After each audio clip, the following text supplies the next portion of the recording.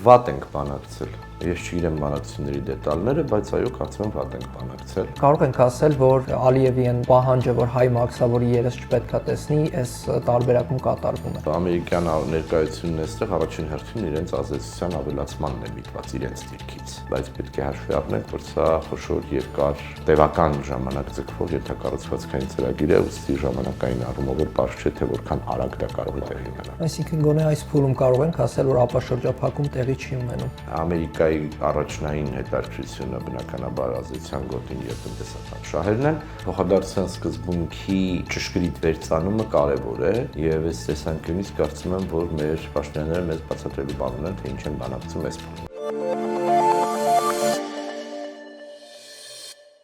Բարև ձեզ։ Այսօր մեր հյուրը Ալիք մեդիայի հիմնադիր Արսեն Խառատյանն է։ Պարոն Խառատյան, շնորհակալ եմ մեր հրավերն ընդունելու համար։ Ես եմ շնորհակալ։ Պարոն Խառատյան, հունվարի 13-ին ընդունվեց TRIP նախագծի իրականացման վերաբերյալ համատեղ հայտարարությունը Հայաստանի արտգործնախարարի եւ Ամերիկայի պետքարտուղարի կողմից։ Ինչ է այս նախագիծը տալու Հայաստանին։ Ես այս մասին բարբերաբար խոսել եմ, ոչ միայն ես բնականաբար, ես կարծում եմ, որ այո, սա առաջին հերթին եւ ամենակարևորը հաշվի առնելով այն իրադրությունը, որում մենք հայտնվել ենք Արցախյան պարտությունից հետո, անվտանգային առաջին հերթին երաշխիք է։ Ընդ որում մի կողմից, եթե մեթոդաբանական տեսանկյունից նայելու լինենք կոնֆլիկտաբանության տեսանկյունից, ապա փոխադարձ կախվածություններ են, որոնք նվազեցնելու են հնարավոր ռազմական էսկալացիայի ռիսկերը, մյուս կողմից իհարկե տնտեսական շահեր եւ տարբեր կողմերի, եթե իսկապես մենք կարողանում ենք տարանցիկ առևտրի ուրեմն կենտրոն դառնալ, գոնե այն մասով, որով որ Հայաստանը մասնակցելու է, իսկ սա ակնհայտորեն արդեն իսկ անվանվում է տրանսկասպյան, այսինքն Կասպից ծովից, այսինքն կենտրոնական Ասիայից դեպի արևմուտք եւ հակառակը գնացող բեռների, ապա այն բոլոր երկրները, կողմերը, ընկերությունները, որոնք ներգրավվում են եւ շահ են ունենում այս ճանապարհի գործելու մեջ, ապա այդքանով նաեւ լրացուցիչ ավելի գլոբալ հետաքրքրություն է Հայաստանի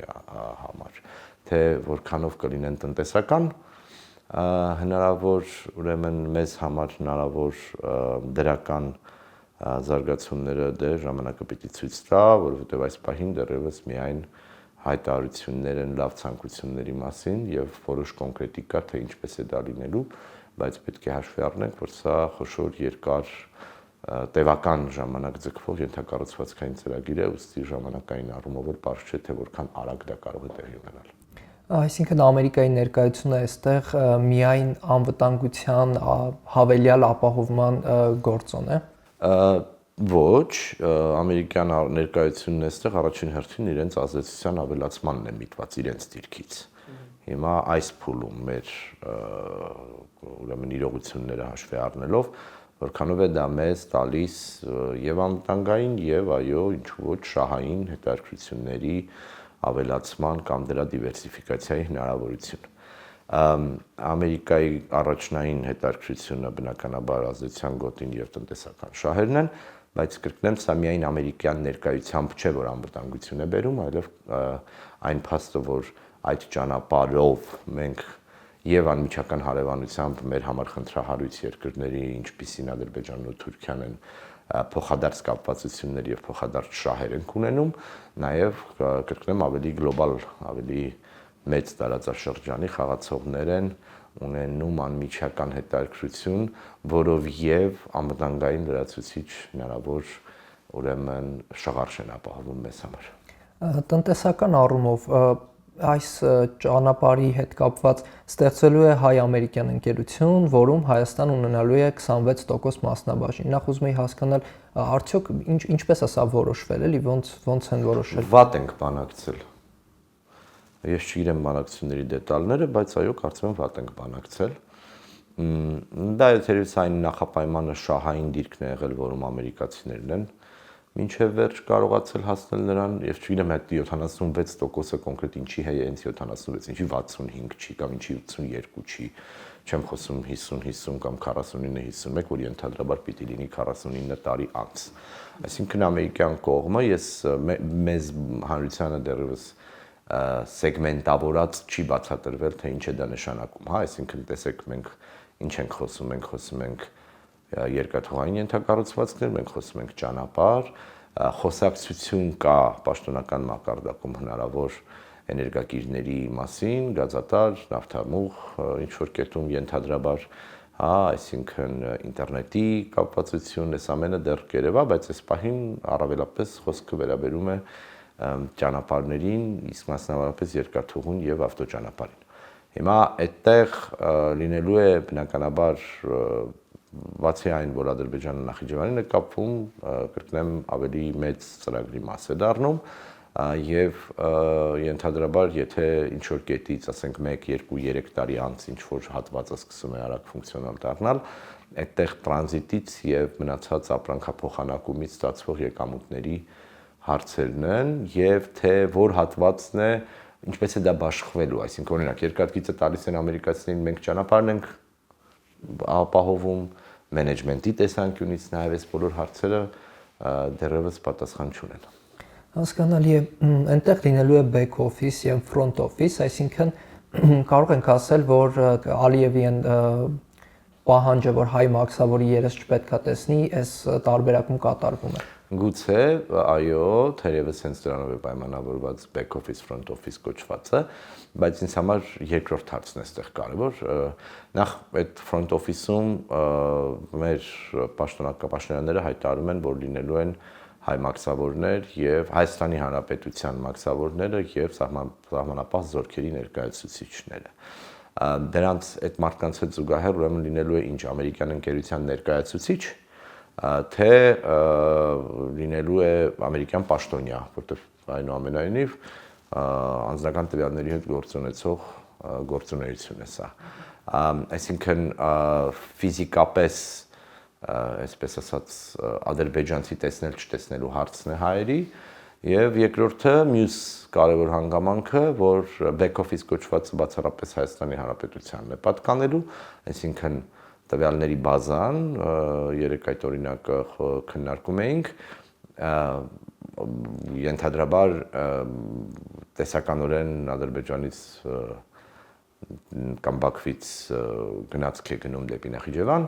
այնտեղ անձնագրային կարգավորումներ են լինում, պետք է ենթադրել, որ այդ ամերիկացիներից պետք է նստած լինեն նաև Բաքվում, եւ ինչ է տեղի ունենում, մենք փաստացի ռեալ ժամանակում պարզում ենք, թե ովքեր են գալու մեր երկրի տարածքով անցնեն։ Այդ բազան, որը որ ձևավորվելու է, ասենք այսօրվա էլեկտրոնային դարում, վստահ եմ ճամփորդած մարդիկ գիտեն դա ոնց է տեղի ունենում, անձնագիրը դնում են սարքի մեջ, այնտեղ ամբողջական տվյալները ուրեմն իդերև են ելնում։ Եվ ուրեմն արդյոք այդ բազան նաև հասանելի է լինելու ամերիկյան կողմին։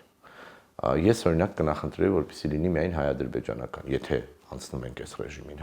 որևէ երրորդ կողմ չլինի։ Սրանք են հարցեր, որոնք կարծում եմ առաջիկայում պատասխանների կարիք են ունենալու։ Եթե երկաթգծի վերաբերյալ արդեն ինչ որ բաներ պարզեն, որ Մեղրի տարածքով է անցնելու հին նախկինում գոյություն ունեցող երկաթգծի հատվածով, ճանապարհի վերաբերյալ կան արդյոք քննարկումներ, հնարավոր է ճանապարհը անցնի ավելի հյուսիսով, օրինակ, չգիտեմ, Սիսիանի տարածքով, թե նույն հատվածով կանցնի։ Գրեթե բացառում եմ, որովհետև պրակտիկությունն է խնդիրը։ Այդ ճանապարհը եղել է, գիտենք, որ եղել է դեռևս խորհրդային շրջանում, Ալիև հայրն է դրա, այսպես ասած, քնքահայրը եղել, եթե կուզեք, եւ ուրեմն եւ տեղայնացման տեսանկյունից եւ ֆիզիկական, ասենք պատկերացրեք լեռնային հատվածների մահիտ գործ ունենք, եթե մարդիկ ովքեր որ, ասենք, Նռնաձորից մինչեւ Ագարակ եւ Անդին այդ ճանապարհը հիշեն, այնտեղ Արաքսի երկայնքով է, դա ամենացածր իջվածքն է Հայաստանի։ Մեղրին փաստացի ամենացածր հատվածն է Հայաստանի, եւ հնարավորինս խուսափել են ժամանակին տրամաբանորեն երկար կամ մեծ թունելներ կառուցելուց, եւ ես առավելապես կարծում եմ, որ հենց նույն տրամաբանությամբ ու նույն ճանապարհով, գուցե մի քիչ փոքր շեղումներով, բայց տրամաբանությունը պիտի նույնը լինի, որտեղ լանդշաֆտի տեսանկյունից սա առավել հարմարն է։ Իսկ մենք կարողանալու ենք օգտվել այդ ճանապարհից, օրինակ, չգիտեմ, գնալ այդ ճանապարհով դեպի Նախիջևան կամ, չգիտեմ, Բեռներ տեղափոխել նույն երկաթուղով։ Լավ հարց, երեկվա մեր լսածից արտգործնախարարը Վաշինգտոնից ուրեմն պատասխանում էր լրագրողների հարցերին, կար անդրադարձ առայն, որ Հայաստանը նույնպես պիտի կարողանա օգտվել այդ ճանապարհից, այդտեղ պետք է հասկանանք այդ դեպքում Ադրբեջանի տարածքով անցնելիս հայկական բեռները կամ որտեղ երկու պարագայում էլ Ադրբեջանի տարածքով ենք անցնելու, ուղիղ Թուրքիա դուրս չենք գալիս այս հատվածով, հա, մի կողմից Նախիջևանն է, մյուս կողմից արդեն իրենց կողմից վերահսկվող ուրեմն հատվածները եւ սրա հետ կապված կոնկրետ բացատրություն դեռ չունենք, այսինքն դիցուք որոշում եք Հայաստանից բեռ տեղափոխել, Մեղրիից տանել, չգիտեմ, Բուլղարիա, հա, ասենք, օրինակ, կամ Սիրիա, կամ որևէ այլ տեղ, կամ դեպի Կենտրոնական Ասիա, ինչպես է լինելու, օրինակ, ադրբեջանական կողմի այդ կարգավորումը, սրա մասին դեռևս էական տեղեկություն չունենք։ Ադրբեջանցիների մասով իրենց հարցերը կարծես թե արդեն լուծվում են կամ միս ու արյուն է ստանում այդ նախագիծը, որով իրենց արևմտյան հատվածից երկրի պետք է կապվեն Նախիջևանի հետ, բայց նույնը չենք կարող ասել Հայաստանի մասն։ Օրինակ Հայաստանը երասխից դեպի Մեղրի, Նախիջևանի տարածքով անցում ստանալու է թե ոչ։ Օգոստոսի 8-ի հայտարարության մեջ, երբ որ գրված էր փոխադարձ առավելություններով, այս կետը հատկապես մեկնաբանում էին, որ փոխադարձության սկզբունք այստեղ չի գործելու, այսինքն մենք տալու ենք անխոչնդոտ անցում, իսկ երբ որ մենք փորձենք անցնել, մեր դեպքում գործելու է նույն ռեժիմը, օրինակ ինչ որ գործում է, չգիտեմ, Հայաստան-Վրաստան սահմանին։ Արդյոք սա Հայաստանի կողմից զիջում չէր եւ օգոստոսի 8-ի այդ հայտարարության մեջ հենց դա չէր ամրագրվել։ Փոխադարձության սկզբունքի ճշգրիտ վերցանումը կարևոր է եւ այս տեսանկյունից կարծում եմ, որ մեր պաշտոնյաները մեզ բացատրելու բան ունեն, թե ինչ են բանակցում այս փուլում, որտեղ տեսնում ենք, որ արդեն հացահատիկ ու բենզին է գալիս, չէ՞, Ադրբեջանից, գալիս է առավելապես Վրաստանի տարածքով։ Հիմա եթե վաղը ձեր ասած ուղղությունը կամ մի կողմ գնանք դեպի հյուսիս-արևելք, հա, այսինքն Իջևանից դեպի ուրեմն Ադրբեջան գնացող գործող երկաթգիծը, որը վերականգնման կարիք ունի, արդյոք այս գիծը նույնպես ինչ որ արագությամբ կամ ինչ որ ընթացքում պիտի վերականգնվի, ով է դա անելու, մենք գիտենք, որ երկաթգծի այդ հատվածները ռուսական կոնցեսիոն կառավարման տակ են գտնվում, հա, այսինքն եթե դեպի Ղազախ են գնալու կամ հակառակը, արդյոք սա գործելու է, չունենք տեղեկություն, սա TRIP-ի մաս չի, TRIP-ի կամ օգոստոսի 8-ի հայտարարությունով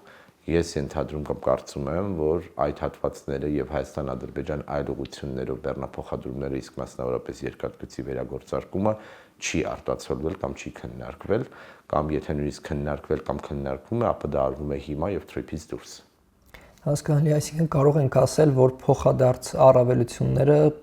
փոխադարձություն չէր ենթադրում։ Առնվազն կարող ենք ասել, որ Ադրբեջանը հասել է Նախիջևանի հետ անխոչնդոտ կապի հնարավորության, դեռ չունենք, չէ, այսինքն դեռևս խոսակցություն է, բայց սա քանի որ միայն Ադրբեջան-Նախիջևան կապի մասին չէ, Ալիևը իր ներսում դա պիտի վաճառի որպես հերթական հաղթանակ, բայց եթե մենք իսկապես տեսնում ենք ավելի գլոբալ երթուղու աշխատանք, այսինքն Կենտրոնական Ասիայից դեպի Եվրոպա եւ հակառակը եւ դեպի Մերձավոր Արևելք, ապա այս պարագայում սա ավելի շատ ներքին քաղաքական լսարանին հաղթանակ ներկայացնելու հարց է, այլ խնդիր է, որ այո, այն փաստը, որ մենք նույն սկզբունքով փոխադարձության տրամաբանությամբ Ադրբեջանի տարածքով բեռնափոխադրումների հնարավորություն չենք ստացել այս փաստաթղթով, իհարկե ցույց է դնում, որ թեևս այս հարցում էլ մենք չենք կարողացել մեզ համար ցանկալի արդյունքի հասնել։ Առաջին հայացքից երևում է, որ մենք կատարել ենք այն զիջումները, որ պահանջում էր Ադրբեջանը, իսկ ինչ ենք ստացել կամ ընդհանրապես կատարել ենք ձեր կարծիքով այդ զիջումները, թե ոչ, եւ ինչ ենք ստացել դրա փոխարեն։ Մենք դե ասացինք ինչ ենք ստացել այս փուլում հաշվի առնելով իրավիճակը, առավելապես անվտանգային տարբեր կողմերի ներգրավմամբ հնարավոր ռազմական էսկալացիայի նվազեցում, իսկ տնտեսական հատվածը ժամանակը ցույց կտա։ Ոչ չեմ կարծում, թե իրավիճակ է փոխվել Արցախից, Արցախը հայաթափելուց, Արցախի էթնիկ զտումից հետո եւ փաստացի նոյեմբերի 9-ի հայտարարությունը, որի հիման վրա էր Ադրբեջանի պահանջները միջանցք ստանալու, որտեղ այո գրված չէ ուղիղ Ուլաչինի միջանցքից դա ուրիշ միջանցք, բայց ադրբեջանցիները եւ ռուսական կողմը տևական ժամանակ աշխատում էին այն ուղղությամբ, որպեսզի Հայաստանը զիջման գնա այդ տեսանկյունից, մի բան, որ պիտի վերահսկվեր ռուսների կողմից։ Հիմա դրա համար եմ ասում, օրինակ, երբ ավելի շատ դետալներ կունենանք, թե ինչպես է գործելու այս երթուղին եւ ինչ տրամաբանությամբ, ինչքան են ամերիկացիները ունենալու ինֆորմացիա եւ ինչքանով են իրականում վերահսկելու ամերիկյան ընկերությունը, հայ-ամերիկյան ընկերությունը, իհարկե մեծ բաժանմասով իրենցն է, ըստ այդմ կհասկանանք, թե ինչքանով է սա Ադրբեջանի պահանջի հետ համահունչ, բայց տեսեք, ադրբեջանցիները ունեին եւս երկու պահանջ, չէ, ասում էին սահմանադրություն փոխեք եւ այո, Յահակոմինսկի խմբի առոչինչ ճանաչումը ուզում էին ստացան, 907 բանաձևը ամերիկացիներից էին ուզում, դեռ չեն ստացել, եւ ես ենթադրում եմ, որ ամերիկյան կողմը սա պահելու է որպես լծակ, որպեսզի Ադրբեջանը հետ քայլ չանի, բայց դրա հետ մեկտեղ նաեւ, օրինակ, այս վերջին հայտարարությամբ ունենք մի դրական բան, դա այն է, որ դրականն են իմաստով, որ եթե մենք դիտարկում ենք այն դիրքերից, որ Հայաստան-Թուրքիա կարգավորում այն տրամաբանությամբ, որով մենք ենք ուզում պիտի առաջ շարժվի եւ ներկայիս խաղաղության պայմանագիրը պիտի ստորագրվի, ապա այս վերջին թուղթը ուղիղ կապվել է նաեւ այս գործընթացների հետ, այսինքն ամերիկյան կողմը ուղիղ հանձնարարություն է ստանձնել, ուրեմն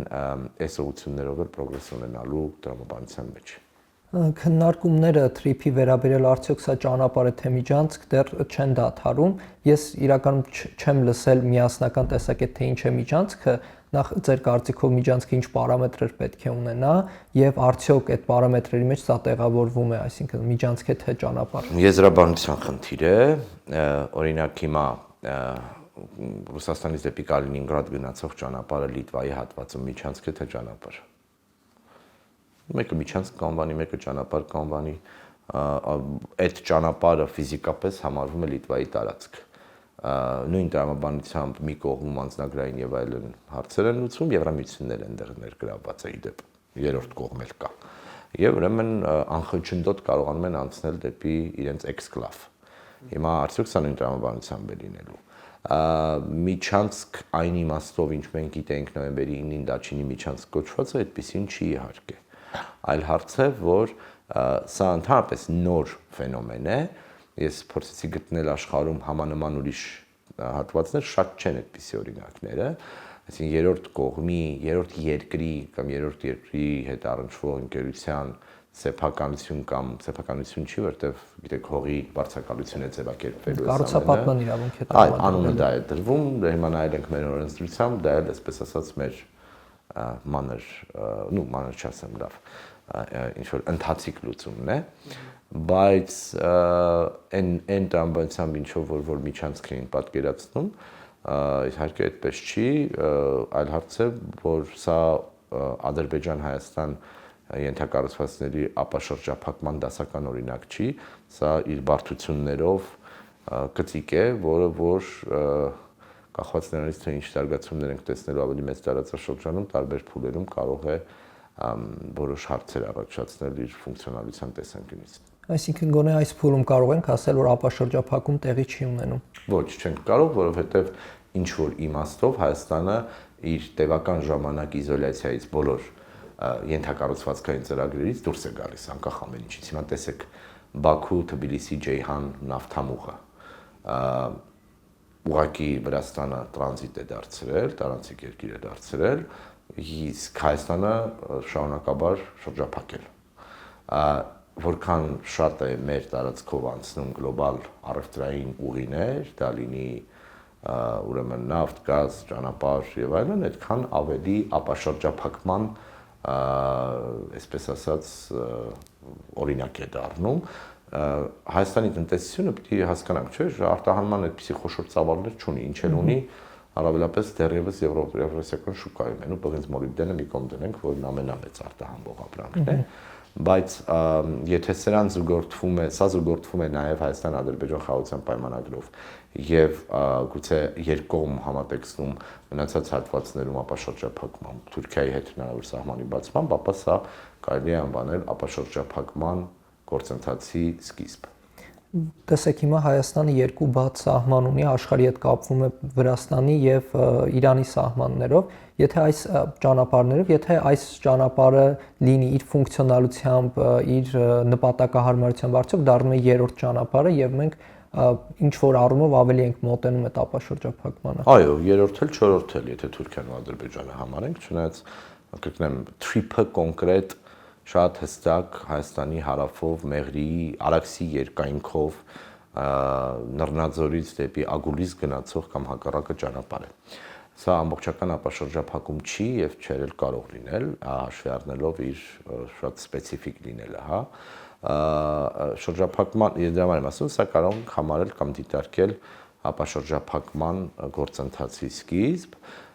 որը ոչ թե կախված է ինչ որ մեկի բարի կամքից, այնպես ինչպես է այսօր է, հա, Ադրբեջանը որոշում է մեզ բենզին վաճառել կամ ցորեն վաճառում է կամ չի վաճառում, հա,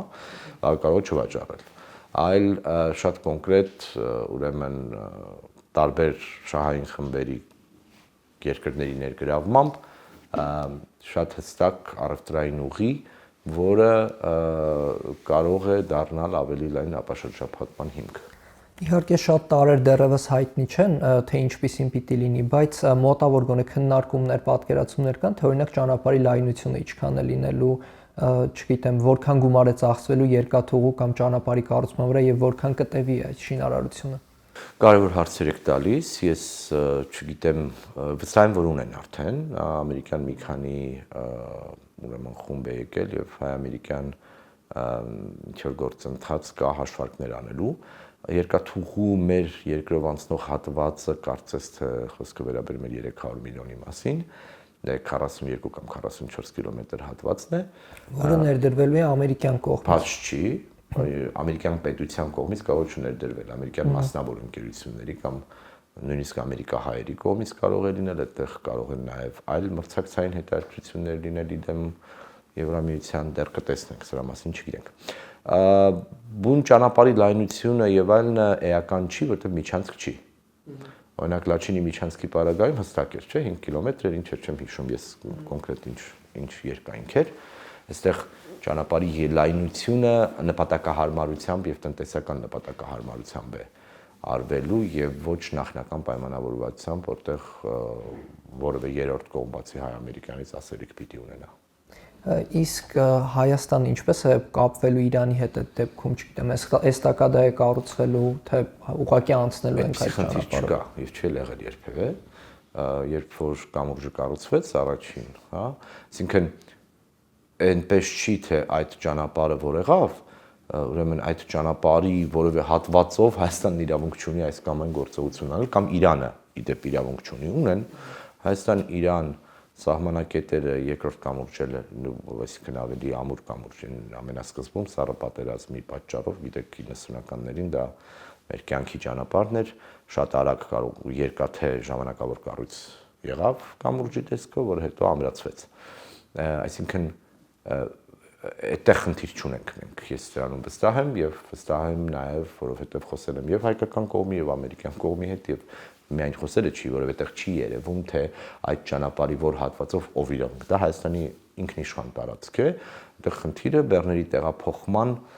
եւ մարդկանց տեղափոխման կամ ուրեմն այս կամ այն կողմ գնալու պարագայում իրենց հնարավորությունն է, այլ ոչ Հայաստանի ինքնիշխանության սահմանափակումը։ Իսկ Իրանի եւ Ռուսաստանի արձագանքը ինչպիսին է։ Ես այտենց հակասական բաներ ենք մենք երբեմն լսում, չգիտեմ, հատկապես Իրանից եւ Ռուսաստանի մասով էլ արդյոք հնարավոր է որ օգոստոսի 8-ից առաջ արդեն ամերիկացիները եւ ռուսները պայմանավորվել էին այս հարցում։ Լավ հարց եք տալիս։ Ռուսաստանի կամ մեղմ կամ ոչ այնքան կամ ընդհանրապես լուրջ պատասխանը ինչ որ բանի մասին խոսում է, ես համաձայն եմ ձեզ հետ եւ